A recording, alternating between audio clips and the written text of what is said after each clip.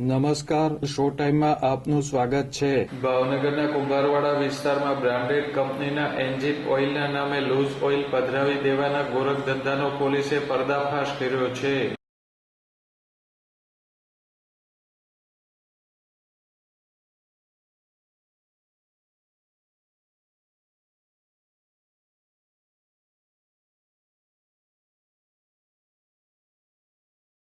LCB પોલીસે બાતમીના આધારે કુંભારવાડા બાનુબેનની વાડી પીપર ચોક સામે આવેલ ડેલામાં દરોડો પાડ્યો હતો.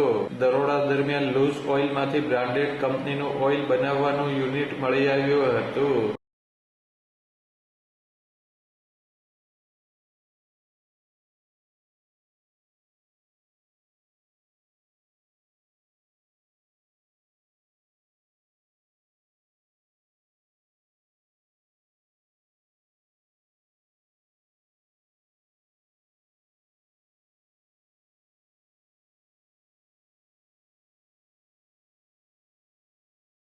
પોલીસ તપાસમાં અમિત બચુભાઈ દવે અને નિકુંજ શાંતિભાઈ બારૈયા ગેરકાયદેસર રીતે બ્રાન્ડેડ કંપનીના એન્જિન ઓઇલના નામે લૂઝ ઓઇલ પધરાવી દેતા હોવાનું ખુલ્યું હતું.